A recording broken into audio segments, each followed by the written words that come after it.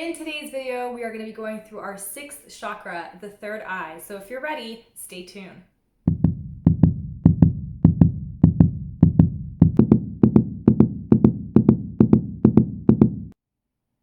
Hey guys, welcome back to my channel. It's Karina from Day by Day K, your fitness instructor and fitness friend. So guys, we are on week 6 of our chakra poses and stretches. So in today's video, we are going to be working on the third eye chakra. So I'm going to give you some info on it. Of course, some of it I'm going to read off. I don't have it memorized. And I'll also give you some information on what you might be feeling if this chakra is blocked. We're going to go into the poses and then I will see you at the end of the video. So let's get right into this chakra. So the third eye chakra is located between your eyebrows, and basically the colors of this chakra are lingam, indigo, and gold.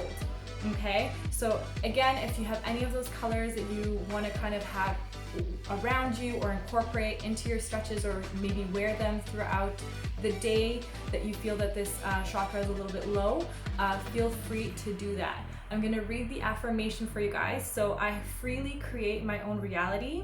I trust in my inner vision. Very beautiful. So I'm going to post that for you guys below just in case you didn't catch it. And you can of course use that on those days where you feel like you want to improve that energy for that chakra. You can do it throughout the poses. You can do this any day, anytime, of course. Let me give you a little bit of information as well on what you might be feeling if this chakra is blocked. So I'm going to read this off from good old Google. When your third eye chakra is blocked or underactive, it can negatively affect your ability to concentrate, process information, or even keep cool under pressure.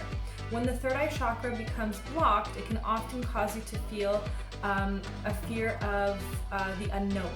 Okay, so again, if these are some of the things that you might be feeling, especially with regards to what's going on recently, or if it's just something that you're going through, some of these poses might be very helpful for you. So without further ado, let's get into these poses and I'll see you guys at the end of the video.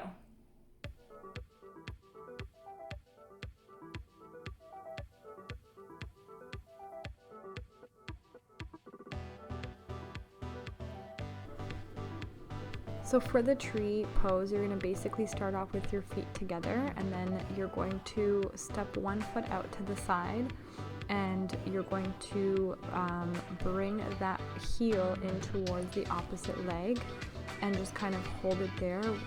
As you're doing this, you're rotating your hip out so that you're opening up that hip. You're going to shift all your weight into the leg that's basically on the floor. And you're just going to hold that position. As you add on, you can bring your hands to a prayer position, or you can bring your hands up over your head and relax your shoulders as you're doing this. Of course, you're going to repeat the same thing on the other side, and your foot, you can kind of place it to where you feel is comfortable. So it could be at the ankle, you can keep it at the just above the knee. You don't want it directly at the knee or all the way up to the very top of your opposite hip. You can hold it up there as well, or thigh. You're gonna hold this pose for about 5 to 10 breaths, and then you can take it back down.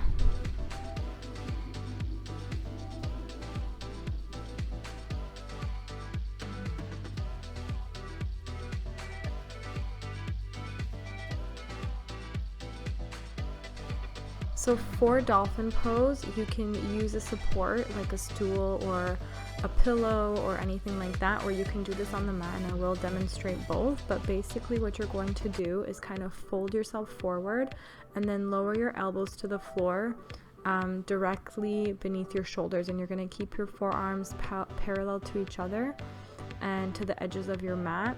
And you're going to distribute the weight evenly across both forearms. You're going to tuck your toes and lift your heels off the floor. Very similar to what you would be doing in a downward dog. And you want to reach your pelvis up towards the ceiling, and then draw your sit bones towards the wall behind you, kind of like between the wall and the ceiling, like that corner. And you can just hold it there. Again, if you want to add on a little bit more into your calves, you can go flat foot, but you want to maintain that flat back and keeping that tailbone up nice and high. You can hold this breath for about 5 to 25 breaths, and then you can bring yourself back down.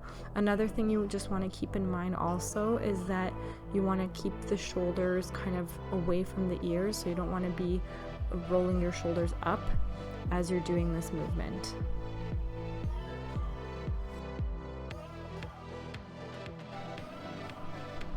For the cobra pose, you're basically going to be laying on your belly, and you're going to bring your hands so that your palms are close to your chest. Your elbows are kind of pointing up to the ceiling. On a deep breath in, as you're exhaling, you're going to lift your chest up off the floor, and you're going to look forward. You do want to keep your hips on the floor. You are going to feel a lot of this movement in your lower back, which is fine. You just want to be aware of your body, and again, muscles should be talking, not screaming. The last thing you kind of want to keep in mind for this is basically keeping your shoulders away from the ears. The other option is to not come up with straight arms. You can just come up onto your elbows and hold the pose there. For the plank pose, it's basically a regular plank. So what you're going to do is come up with your hands, wrists, and shoulders nicely aligned. You're going to keep your core engaged, keep the back nice and flat, and you're going to be coming up onto your toes.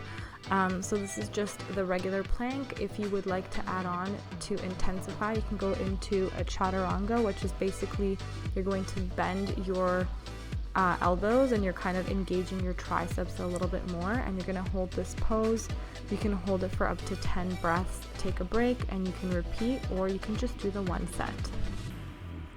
And we're finishing off with child's pose. So you're going to come up onto all fours, and then basically all you're going to do is sit back into your heels. You can keep your feet together or your feet apart, and your knees together or your knees apart. You can have your hands over the towards the front of the mat, or you can have your hands at the side of the mat, and you can stay here for, again, 10 breaths, 25 breaths, or even if you want to hold it for 30 seconds, that's perfectly fine as well.